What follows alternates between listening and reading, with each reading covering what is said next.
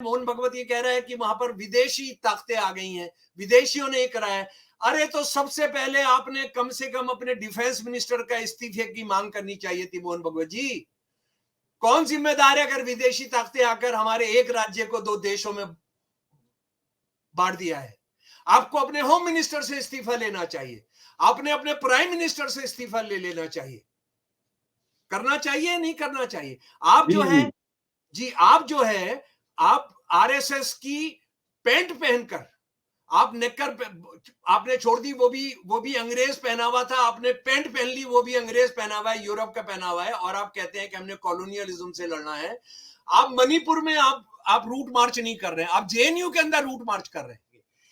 चीन जिसने हजारों किलोमीटर हमारी जमीनें कब्जा की हुई है, चीन जिसने हमारे हजारों हजारों सैनिकों को मारा है, चीन जिसने सारी दुनिया में जो भारत के खिलाफ जो टेररिस्ट हैं, जो खासतौर पे पाकिस्तान से आए हैं, उनका समर्थन किया है, उस चीन के साथ मोदी जी के राज के अंदर डॉक्टर रतनलाल जो बिजनेस बढ़ाया, जरा उसका मैं आंकड़ा, सरकारी आंकड़ा आपके सामने पेश कर दे रहा हूं। 2015 के अंदर चीन ने भारत को जो सामान भेजा था वो 58.26 बिलियन खरब डॉलर था जी। आज वो 2022 के अंदर 118.77 खरब डॉलर है। मोहन भगवत का भाषण जो है ये एक प्रोपेगेंडा लीफलेट है जो मोदी जी के दफ्तर में लिखा गया है, और इसको पढ़ने के बाद मैं बिल्कुल बहुत पुख्ता विश्वास के साथ कह सकता हूं कि हम ये माना जाता है आमतौर पर कि बीजेपी जो है आरएसएस की जेबी संगठन है, उसकी पॉकेट ऑर्गेनाइजेशन है, लेकिन इस भाषण को पढ़ने के बाद मोहन भगवत को ये लगता है कि आरएसएस जो है ये मोदी जी का जो दफ्तर है, पीएमओ का दफ्तर है, उसका जेबी संगठन बन गया रहा था। हमारे लिए तो 15 अगस्त 1947 को, और उसके बाद जो हमारा संविधान जो 26 नवंबर 1949 को बना था, जिसको बनने पर आरएसएस ने कहा था हमको ये मंजूर नहीं है, हमारे लिए वो सनातन धर्म है।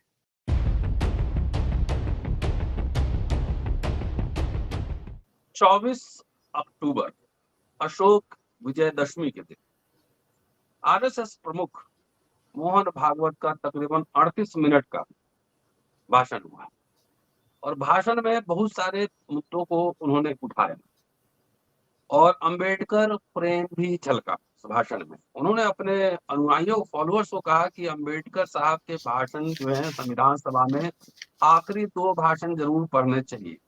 चुनाव के समय अंबेडकर प्रेम तो जरूर जगता है, लेकिन दीगर मुद्दों पर, चाहे हाथरस का मसला हो, दलितों को उत्पीड़न का मसला हो, हकमारी का मसला हो, तमाम ऐसे मसले पर कभी आरएसएस प्रमुख का बयान नहीं आता। पूरे भाषण का विश्लेषण होगी इस एपिसोड में शमसुल इस्लाम साहब के साथ। पूरा वीडियो देखते रहिएगा, सुनिएगा और सब्सक्राइब करते रहिएगा। दोस्तों, रतनलाल बोल रहा हूँ और आप देख रहे हैं अम्बेडकर नाम। पूरा भाषण, मतलब 24 अक्टूबर का आरएसएस प्रमुख का भाषण, उसका संपूर्ण विश्लेषण, क्या चाहते हैं आखिर आरएसएस के लोग और मोहन भागवत। स्वागत है सर। जय भीम जी, जय भीम, इनकलाब जिंदाबाद। डॉक्टर रतनलाल, बहुत बहुत कठिन और बहुत शर्मनाक समय है। ये आरएसएस वाले जिनका राज चल रहा है, ये देश की, प्रजातांत्रिक देश की अस्मिता, ये धर्मनिरपेक्ष प्रजातांत्रिक संविधान के साथ जो कुछ करेंगे और जो कुछ करना चाह रहे हैं वो इतना शर्मनाक है। और अब वो बिल्कुल नंगे होकर सामने आ गए। अब उन्होंने कोई मुखौटा भी लगाना जरूरी नहीं समझा है। और ये जो 24 अक्टूबर का जो भाषण है, इसको पहले मेरे दोस्तों हम इसका विश्लेषण करें, उससे पहले जरा इसको समझ लें कि उन्होंने क्या क्या बातें कही हैं। और डॉक्टर अंबेडकर के साथ जो उनका प्रेम है वो कितना खोखला, कितना शातिराना है कि उनके पूरे भाषण से हमको पता लग जाएगा कि वो कहाँ खड़े हैं। देखिए, ये उनका भाषण है जो आरएसएस के जन्मदिन पर किया जाता है।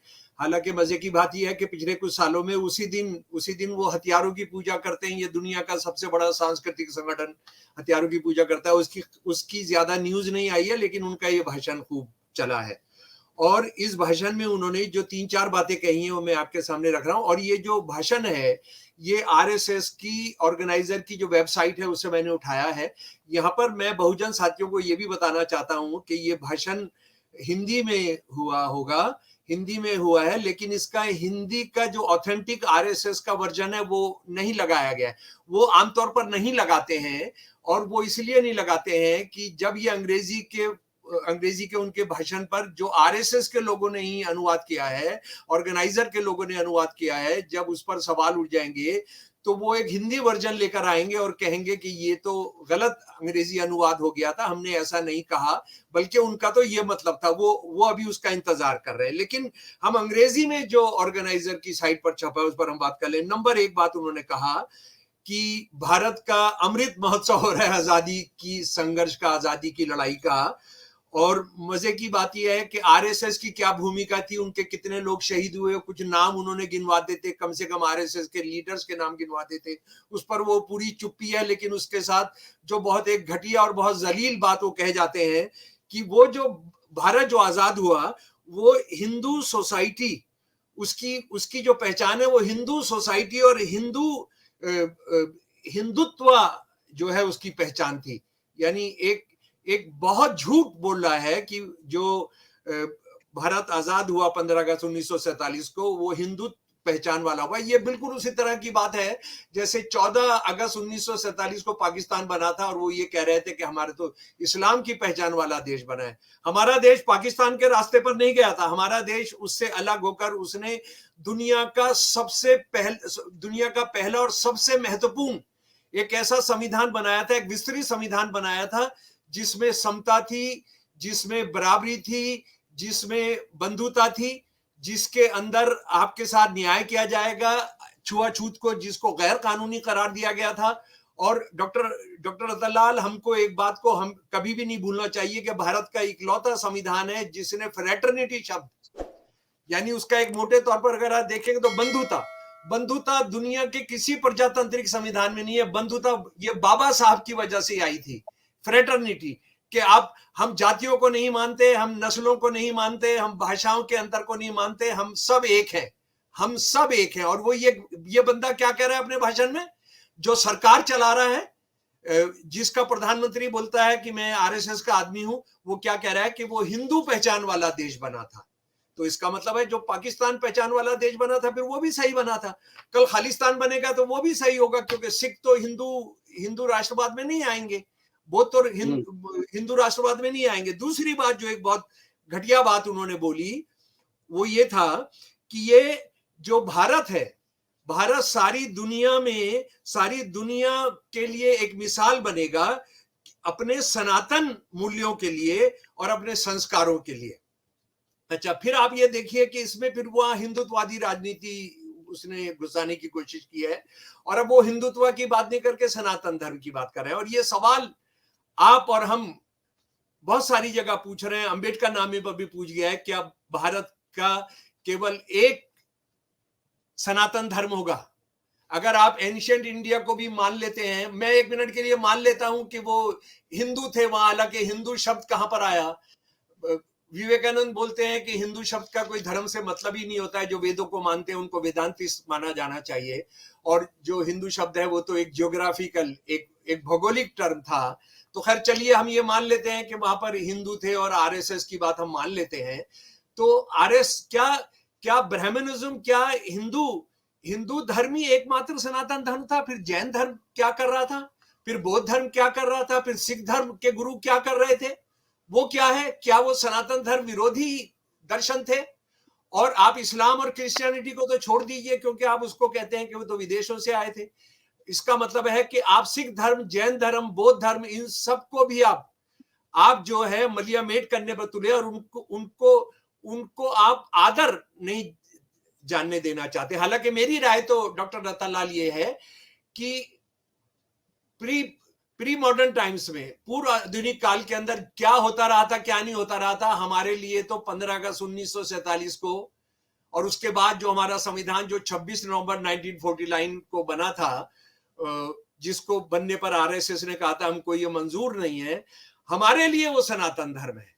हमारे अलावा उसका कोई दूसरा सनातन धर्म नहीं हो सकता है। और अगर तुम कहते हो कि नहीं, भारत एक 5000 साल पुराना देश है और उसमें सनातन धर्म थे, तो फिर एक सनातन धर्म नहीं था, बहुत सारे सनातन धर्म होंगे। और अगर आप एक सनातन धर्म की बात कर रहे हैं तो इसका मतलब है भारत के इतिहास के साथ आप खिलवाड़ कर रहे हैं। तो ये एक दूसरी घटिया बात उन्होंने बहुत की। एक तीसरी बात उन्होंने कही, असल में एक बात ये याद रखनी चाहिए हमको, इस भाषण को पढ़ने के बाद ये लगता है कि ये प्रधानमंत्री के दफ्तर में लिखा गया है मोहन भागवत का भाषण। ये मोहन भागवत का भाषण जो है ये एक प्रोपेगेंडा लीफलेट है जो मोदी जी के दफ्तर में लिखा गया है। और इसको पढ़ने के बाद मैं बिल्कुल बहुत पुख्ता विश्वास के साथ कह सकता हूं कि हम ये माना जाता है आमतौर पर कि बीजेपी जो है आरएसएस की जेबी संगठन है, उसकी पॉकेट ऑर्गेनाइजेशन है। लेकिन इस भाषण को पढ़ने के बाद मोहन भागवत को ये लगता है कि आरएसएस जो है ये मोदी जी का जो दफ्तर है, पीएमओ का दफ्तर है, उसका जेबी संगठन बन गया है। पूरा का पूरा आप पढ़ लीजिए, मतलब मोदी जी G20 फला ये सारी दुनिया में हो गए, सारी दुनिया में महान हो गए। और मोदी जी ने सारी दुनिया को अब जो है वो सुधारने का वो उनको जिम्मेदारी मिल गई है। और उसके बाद उनका ये कहना है कि हमने कॉलोनियल जो औपनिवेशिक समझ है उससे बाहर आना होगा और हमने बाहर आकर जो भारतीय मूल्य है, जो स्वदेशी के जो भारतीय मूल्य हैं उसको मानना होगा। ये बंदा कितना झूठ बोल रहा है उसका मैं एक अंदाजा आपको बता देता हूं कि स्वदेशी का, कि हमने अपने तरीके से अपनी अर्थव्यवस्था को अपने हाथों में लेना होगा, उसका आप ये समझ सकते हैं। बाकी हजार मिसालें दे सकते हैं, लेकिन मैं सबसे महत्वपूर्ण मिसाल आपको दे रहा हूं कि ये किसको ढकना चाह रहे हैं और किसको छुपा रहे हैं। आप चीन के साथ जो भारत का हो रहा है जरा उसको आप समझ लीजिए। ये स्वदेशी की बात कर रहा है ये मोहन भागवत जो है, ये कह रहे हैं कि हमने 100 करके और मोदी जी ने 100 करा दिया और उसके बाद हम सारी दुनिया पर राज करेंगे। चीन जिसने हजारों किलोमीटर हमारी जमीनें कब्जा की हुई है, चीन जिसने हमारे हजारों सैनिकों को मारा है, चीन जिसने सारी दुनिया में जो भारत के खिलाफ जो टेररिस्ट हैं जो खासतौर पे पाकिस्तान से आए हैं उनका समर्थन किया है, उस चीन के साथ मोदी जी के राज के अंदर डॉक्टर रतनलाल जो बिजनेस बढ़ा है, जरा उसका मैं सरकारी आंकड़ा आपके सामने पेश कर दे रहा हूं। 2015 के अंदर चीन ने भारत को जो सामान भेजा था वो 58.26 बिलियन खरब डॉलर था जी। आज वो 2022 के अंदर 118.77 खरब डॉलर है। कितना है डॉक्टर रतनलाल जी? 58.26 था, आज वो बढ़कर दुगने से ज्यादा हो गया है जी। और उसके बाद 2015 के अंदर चीन जो हमारे यहां से सामान मंगाता था वो 13.4 खरब डॉलर था, आज वो सिर्फ 17.49 खरब डॉलर है। यानी लगभग 200 गुना चीन का सामान हमारे यहां आ रहा है। और हमसे बोला जा रहा है, आरएसएस वाले बोल रहे हैं कि स्वदेशी करेंगे, और आरएसएस वाले भी दिवाली आ रही है बोलेंगे चीन की बत्ती मत लेना, चीन का बल्ब मत लेना, चीन का दीवा मत लेना, चीन का लक्ष्मी की मूर्ति मत लेना। और मोदी जी क्या कर रहे हैं? मोदी जी जो आरएसएस को चला रहे हैं, उनके राज के अंदर भारत का जो ड्रग इंडस्ट्री है, भारत की जो स्टील इंडस्ट्री है, भारत की जो कार इंडस्ट्री है, भारत की जो कंप्यूटर इंडस्ट्री है, अगर एक हफ्ता चीन जो है ये सामान भेजना बंद कर दे, ये सारे के सारे कारखाने बंद हो जाएंगे, सारे के सारे। यानी एक अजीब और गरीब हो रहा है कि जिसने भारत माँ की बहुत बात करते हैं, इसने मोहन भागवत ने अपना भाषण भी भारत माँ को स्तुति से खत्म किया। मैं पढ़ूंगा, बड़ा मजेदार है, उन्होंने जो लास्ट एक नारा उठाया है। तो भारत माँ की बात कर रहे हैं, भारत माँ को जिसके बच्चों को लहूलुहान कर दिया हजारों हजारों को, जिसने क्या क्या किया है भारत की अस्मिता के साथ। 62 को आप भूल जाइए, उसके बाद जो जो मोदी जी क्या कर रहे हैं उसके साथ। मुझे लग रहा है क्या वजह यह है कि इसमें महाराष्ट्र, गुजरात और महाराष्ट्र के पूंजीपतियों के जरिए सारा ये धंधा हो रहा है, इसीलिए उसकी इजाजत दी जा रही है। ये इजाजत जो है, अगर ये कहीं धंधा बिहार वाले कर रहे होते या बंगाल वाले कर रहे होते या तमिलनाडु वाले कर रहे होते तो अभी तो पता नहीं क्या क्या हो जाता। ये सिर्फ इसलिए हो रहा है क्योंकि वेस्ट के जो पूंजीपति हैं उनके साथ ये चीन का सारा धंधा हो रहा है। अच्छा, उसके बाद सबसे महत्वपूर्ण बात पर आता हूं डॉक्टर रतन लाल जी में। इस बंदे ने एक ऐसा सवाल उठाया है, एक ऐसी बात की है जिससे मोहन भागवत राष्ट्र विरोधी, इंसानियत विरोधी, दलित विरोधी, औरत विरोधी, हिंदू विरोधी होकर नंगा होकर सामने आ जाता है। और मैं उनके उस भाषण का सीधे जो शब्द है, मैं आपको, अंग्रेजी में थे लेकिन मैं उसका हिंदी अनुवाद किया गूगल से। तो गूगल का अनुवाद जो होता है, हिंदी अनुवाद, वो काफी ठीक होता है। अगर कोई गलती होगी तो गूगल की वजह से, मेरी वजह से नहीं है। मैं उसको पढ़कर सुना रहा हूं और साथी लोग जरा उसको सुन लें और इसको हिफ्ज कर लें, इसको जहन के अंदर और दिल के अंदर बिठा लें। सॉरी, वो ये बता रहा है कि मोदी जी के राज को, भारत माता को बहुत खतरा है। किन लोगों से? वो विनाशकारी सर्वभक्षी ताकतें खुद को सांस्कृतिक मार्क्सवादी या वोक या जागृत कहते हैं। सुन लीजिए पहले, फिर उसके बाद उसने एक अंग्रेजी का एक शब्द यूज किया है, वोक, WAKE। वोक आया है जागने से, वेक से, अवेक से, वोक, जागृत। लेकिन वे 1920 के दशक से ही मार्क्स को भूल गए हैं। वे संसार की समस्त सुव्यवस्था और सदाचार, उपकार, संस्कृति, मर्यादा और संयम के विरोधी हैं। कौन विरोधी हैं? जो वोक है, जो सांस्कृतिक मार्क्सवादी है, जो समाज आपसी झगड़ों और उलझनों में बटा और उलझा हुआ है, वह कमजोर हो जाता है और आसानी से और अनजाने में उन विनाशकारी शक्तियों का शिकार बन जाता है जो हर जगह अपना प्रभुत्व तलाशती है।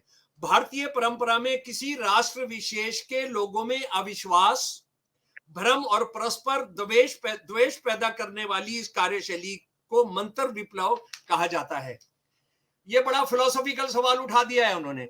और ये मैं आपको बताना चाहता हूं कि उन्होंने जो वोक शब्द इस्तेमाल किया है, ये RSS का एक आदमी है अमेरिका में, 2024 में रिपब्लिकन पार्टी की तरफ से चुनाव के लिए कैंडिडेट बनना चाह रहा है। उसका नाम है विवेक रामास्वामी। विवेक रामास्वामी हिंदू सेवा संघ, जो अंतरराष्ट्रीय RSS का संगठन है, उसके सदस्य हैं और चुनाव लड़ेंगे 2024 में। पहले वो अपना कैंडिडेट बनने के लिए कर रहे हैं। उन्होंने एक किताब लिखी है, woke inside corporate America social justice scam. उन्होंने वोक पर, असल में वोक समझ ले हम वोक जरा सा क्या है। हुआ ये कि पिछले 15-20 सालों के अंदर अमेरिका में खास तौर पर जो गोरों ने कालों के साथ किया है नस्लवाद, जो वहां सुप्रीम कोर्ट ने गोरी औरतों के खिलाफ जो निर्णय दिए, जैसे वो एबॉर्शन नहीं करा सकते, वो लिंग भेद शादी के अंदर बना रहेगा, वो सब ये करना चाहते हैं। अभी आप देखिए, अभी हम ये बात कर रहे हैं, एक गोरे ने किस तरह से 22 लोगों को मारा है बंदूक से, उसमें कौन लोग होंगे?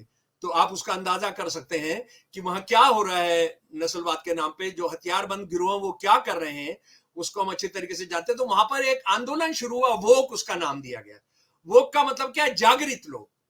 और डॉक्टर रतनलाल, मैं आपको बताना चाहता हूं कि इसका भारत पर्यायवाची क्या होगा, हमारा पर्यायवाची क्या होगा? जय भीम और इनकलाब जिंदाबाद।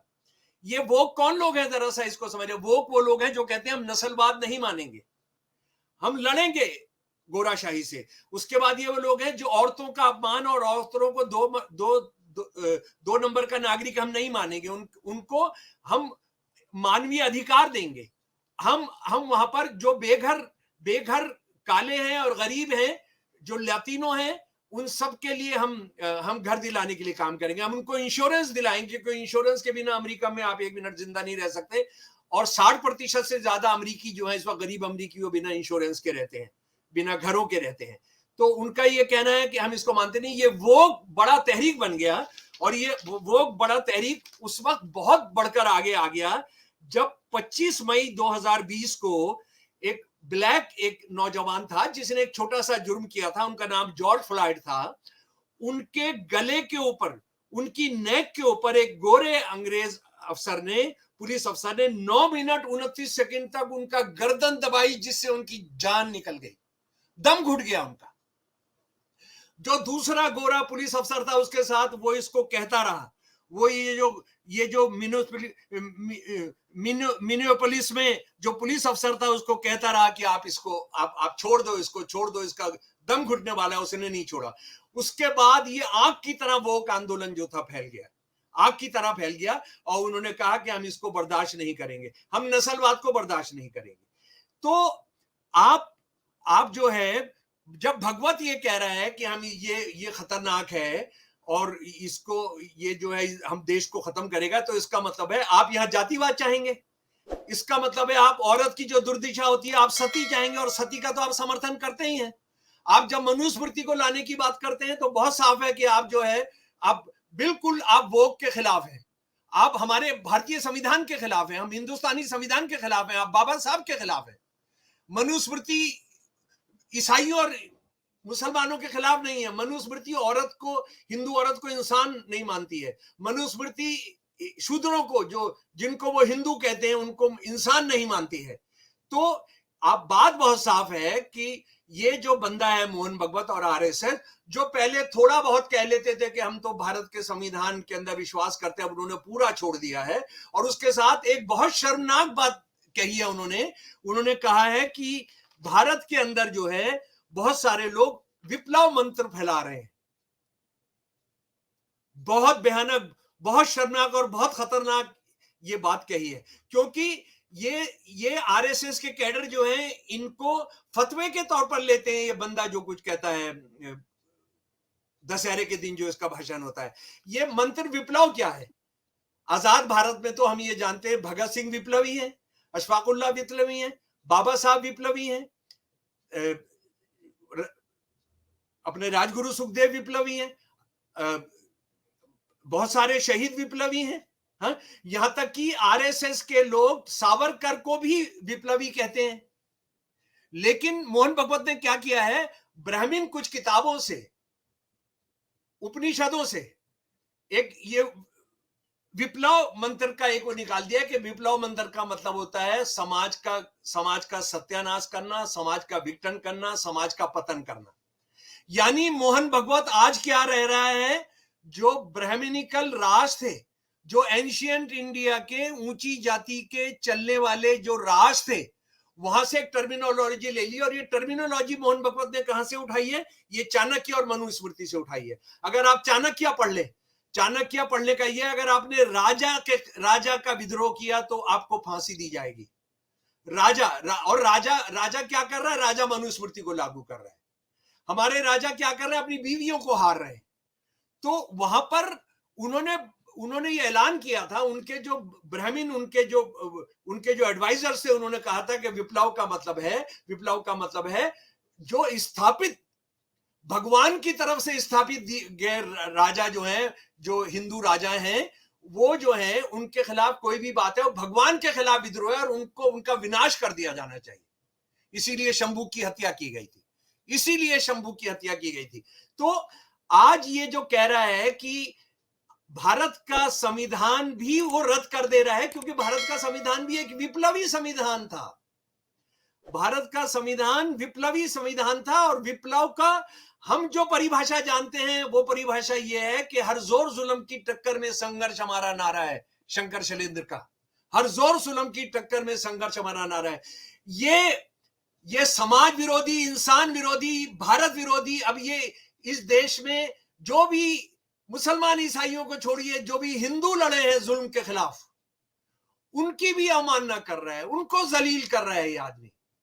यानी बात बहुत साफ है, विप्लव से आप राजशाही के गुंडागर्दी, राजशाही की दमन, बलात्कार, जुल्म, जिसमें आप जंगे करा देंगे, महाभारत जैसी जंगे, उसको विप्लव की परिभाषा में उनके साथ खड़े रहेंगे या भगत सिंह के साथ खड़े रहेंगे या बाबा साहब के साथ खड़े रहेंगे।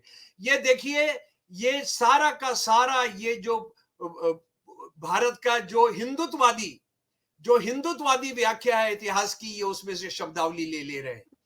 और मोहन भगवत ने बिल्कुल साफ कह दिया है कि हम बिल्कुल आरएसएस पूरा बेशर्मी के साथ नंगा होकर हम भारत के संविधान में विश्वास नहीं करते, क्योंकि वो संविधान है जी, वो जो है जागृत लोगों का संविधान है। मतलब वो जरा सा एक्सप्लेन कर देता कि वो उसने क्यों बताया है, तो वो भी आरएसएस वालों को आरएसएस वालों को समझने में मदद मिलती। लेकिन समझ लीजिए कि वो क्या कह रहे हैं। वो ये कह रहे हैं कि हमको जागृत लोग नहीं चाहिए, हमको सोते हुए लोग चाहिए।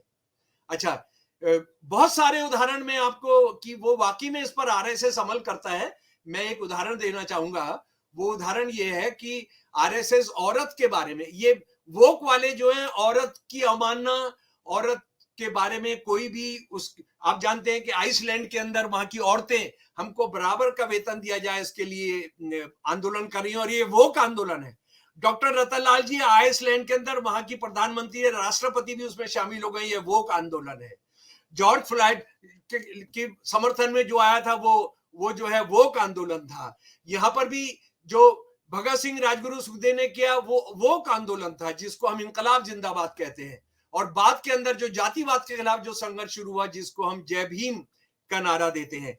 तो ये आरएसएस का जो मर्दों का संगठन है, उसका नाम है राष्ट्रीय स्वयंसेवक संघ।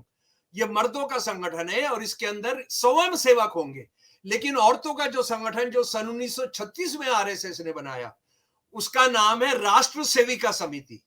महिलाएं जो होंगी वो सेविकाएं होंगी, वो नौकरानियां होंगी, अंग्रेजी में मेड होंगी राष्ट्र की। और उनको एक अलग से शपथ लेनी है। वो शपथ ये लेनी है कि हम अपनी इज्जत, अपनी इस्मत और अपनी जो लॉयल्टी है, वफादारी की शपथ लेंगे।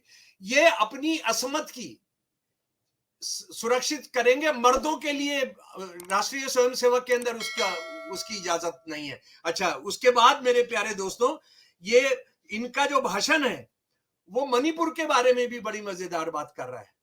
यानी मणिपुर के अंदर ना तो वोक है, ना मार्क्सिस्ट, कल्चरल मार्क्सिस्ट है। वहां तो बीजेपी की सरकार है, आरएसएस जो है 25 साल से वहां काम कर रही है। और उसके बाद वो ये कह रहा है, मोहन भगवत ये कह रहा है कि वहां पर विदेशी ताकतें आ गई हैं, विदेशियों ने ये करा है। अरे तो सबसे पहले आपने कम से कम अपने डिफेंस मिनिस्टर का इस्तीफे की मांग करनी चाहिए थी मोहन भगवत जी। कौन जिम्मेदार है अगर विदेशी ताकतें आकर हमारे एक राज्य को 2 देशों में बांट दिया है? आपको अपने होम मिनिस्टर से इस्तीफा लेना चाहिए, आपने अपने प्राइम मिनिस्टर से इस्तीफा ले लेना चाहिए। करना चाहिए, नहीं करना चाहिए? आप जो है जी, आप जो है, आप आरएसएस की पैंट पहनकर, आप नेकर आपने छोड़ दी, वो भी अंग्रेज पहना हुआ था, आपने पैंट पहन ली, वो भी अंग्रेज पहना हुआ है, यूरोप का पहना हुआ है, और आप कहते हैं कि हमने कॉलोनियलिज्म से लड़ना है। आप मणिपुर में आप रूट मार्च नहीं कर रहे हैं, आप जेएनयू के अंदर रूट मार्च कर रहे हैं। जेएनयू के अंदर आप रूट मार्च कर रहे हैं, आप मणिपुर में नहीं कर रहे हैं, क्योंकि मणिपुर आप ही करा रहे हैं। मणिपुर आपकी वजह से हो रहा है। जहां हिंदू मुसलमान हो सकता है वहां हिंदू मुसलमान होगा, जहां हिंदू सिख हो सकता है वहां आप हिंदू सिख करा रहे हैं, जहां ये दोनों नहीं हो सकता वहां आप ट्राइबल्स और नॉन ट्राइबल्स को आप लड़वा रहे हैं। ये आप बिल्कुल साफ कर रहे हैं मणिपुर का। मणिपुर में अगर तुम्हें जरा सी भी शर्म है तो डिफेंस मिनिस्टर तो कम से कम बदलवा दो, चीफ मिनिस्टर नहीं बदलवा सकते तो कुछ तो करो। उसके बाद डॉक्टर रतनलाल जी, बहुत मजे की चीजें हो रही हैं। इन्होंने बीच के अंदर इकबाल की 2 पंक्तियां भी पढ़ दी हैं। ये साथियों को पता नहीं, आपको बहुत मजा आएगा सुनकर। सुन लीजिए इकबाल।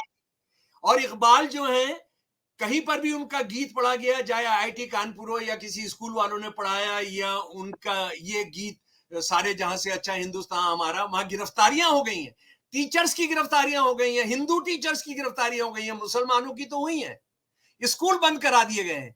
इस बंदे ने उनकी जो लाइन पढ़ी है वो सुन लीजिए। यूनान, मिस्र, रोमा सब मिट गए जहां से। रोमा से मतलब रोम।